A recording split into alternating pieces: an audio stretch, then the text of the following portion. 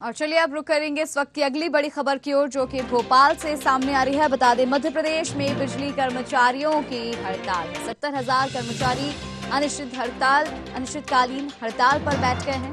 5 सूत्रीय मांगों को लेकर हड़ताल पर हैं बिजली कर्मी। बता दें कि बिजली कर्मियों की हड़ताल से परेशानियां बढ़ सकती हैं। सरकार को दिए अल्टीमेटम के समय के बाद हड़ताल शुरू की गई है। 23 जनवरी तक का सरकार को अल्टीमेटम दिया गया था, मांगे पूरी करने के लिए कहा गया था, लेकिन अब अल्टीमेटम खत्म हो गया है। United Forum for Power employ और इंजीनियर संगठन के बैनर तले हड़ताल की जा रही है। तो बड़ी खबर भोपाल से पहुंचा रहे हैं आप तक, जहां पर मध्य प्रदेश में बिजली कर्मचारियों की हड़ताल है। 70,000 कर्मचारी अनिश्चितकालीन हड़ताल पर बैठ गए हैं। 5 सूत्रीय इनकी मांगे हैं और इसके लिए पहले भी सरकार को अपनी मांगों के प्रति अवगत कराया गया था, अल्टीमेटम दिया गया था और मांगे पूरी नहीं हुई, जिस वजह से अल्टीमेटम के समय के बाद हड़ताल शुरू की गई है।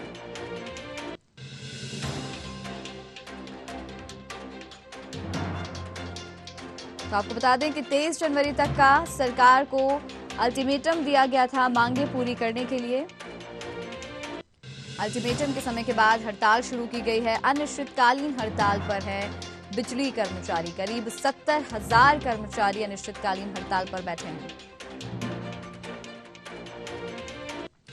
इस खबर पर और ज्यादा जानकारी लेंगे हमारे संवाददाता विवेक सिंह से। विवेक जी, मध्य प्रदेश में बिजली कर्मचारी अनिश्चितकालीन हड़ताल पर बैठ गए हैं। जैसा कि देखा जा रहा है कि सरकार को जो अल्टीमेटम दिया था वो समय खत्म होने के बाद अब ये कर्मचारी हड़ताल पर बैठ गए हैं।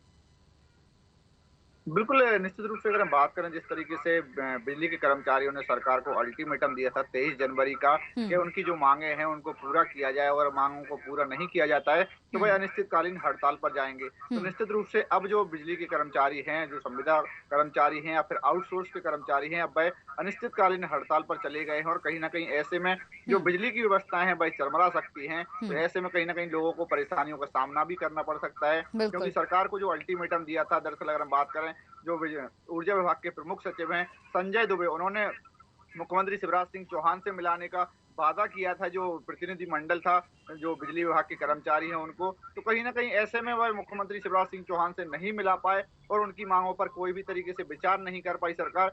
इसी को लेकर जो बिजली के कर्मचारी हैं वह नाराज हैं। और मध्य प्रदेश में लगभग अगर हम बात करें तो 70,000 से ज्यादा ऐसे कर्मचारी हैं जो अब एक साथ हड़ताल पर गए हैं। तो ऐसे में मध्य प्रदेश की जो बिजली व्यवस्थाएं भाई कहीं ना कहीं चरमरा सकती हैं और लोगों को परेशानी का सामना करना पड़ सकता है। जी। अगर कहीं बिजली की समस्याएं आती हैं तो वह भी लोगों को कहीं ना कहीं समस्या उसकी झेलनी पड़ सकती है, क्योंकि अगर कर्मचारी हड़ताल पर जाएंगे तो ऐसे में जो बिजली की आपूर्ति है या फिर किसी भी तरीके से कटौती होती है तो उसको किस तरीके से अब जो वो लोग शिकायत करेंगे, जो उपभोक्ता होंगे उनकी अब भरपाई कैसे होगी, इन जी। तमाम चीजों को लेकर कहीं ना कहीं अब मध्य प्रदेश के जो लोग हैं उनको परेशानी का सामना जरूर करना पड़ सकता है, क्योंकि बिजली विभाग के जो कर्मचारी हैं 70,000 से ज्यादा, वह अब अनिश्चितकालीन हड़ताल पर जा रहे हैं। जी। जी, 70,000 कर्मचारी इसमें शामिल हैं। बहुत बड़ी संख्या है विवेक जी, और अगर ऐसा ही रहा, क्योंकि सरकार इनकी ओर ध्यान नहीं दे रही है, इनको सुनवाई नहीं की जा रही है इन लोगों की, अगर ये अनिश्चितकालीन हड़ताल पर चले जाते हैं, आगे भी इनकी सुनवाई नहीं होती, तो क्या इसका असर आने वाले चुनावों में देखने को मिल सकता है? बिल्कुल, निश्चित रूप से अगर हम बात करें, चाहे पिछले हम आंदोलनों की बात करें, तो ऐसे समय-समय पर जब चुनाव आते हैं तो कहीं न कहीं जो बिजली विभाग के कर्मचारी हों या फिर अन्य विभागों के कर्मचारी हों, वह अनिश्चितकालीन हड़ताल या फिर काम बंद हड़ताल क की चेतावनी देते हैं और जाते भी हैं, क्योंकि उनकी जो माँगें होती हैं, उनको पूरा कराने के लिए सरकार पर दबाव बनाया जाता है, क्योंकि साल के अंत में निश्चित रूप से विधानसभा के चुनाव होना है। जी। तो ऐसे में कर्मचारी संगठन जो होते हैं, वह चाहते हैं कि सरकार पर दबाव बनाया जाए कि अगर चुनाव में उनको वोट चाहिए है कर्मचारियों का, तो उनकी जो मांगे हैं वह पूरी की जाए। तो ऐसे में कहीं न कहीं आंदोलन एक दबाव बनाने के लिए भी किया जाता है। और जी। कई मांगे ऐसी भी होती हैं कि जो जाहिर है कि ऐसी मांगे उनकी पूरी भी होना चाहिए। अगर हम बात करें, जो आउटसोर्स कर्मचारी हैं या फिर संविदा कर्मचारी हैं, जो जिनको 15-15 साल विभाग में काम करते हो गया, लेकिन उनको अभी भी नियमितीकरण जो उनकी मांग है, नियमित नहीं किया जा रहा है, तो कहीं जी। न कहीं वेतन बढ़ोतरी की भी मांग उनकी है, वह भी जायज़ मांगे हैं। तो ऐसी कुछ मांगे हैं जिन पर सरकार को भी विचार करना चाहिए कि जिससे कि कर्मचारी जो हैं, उनको अनिश्चितकालीन हड़ताल पर ना जाना पड़े। इसके पहले अगर जी। हम कर्मचारियों की बात करें, तो संविदा स्वास्थ्य कर्मचारी भी हड़ताल पर गए थे।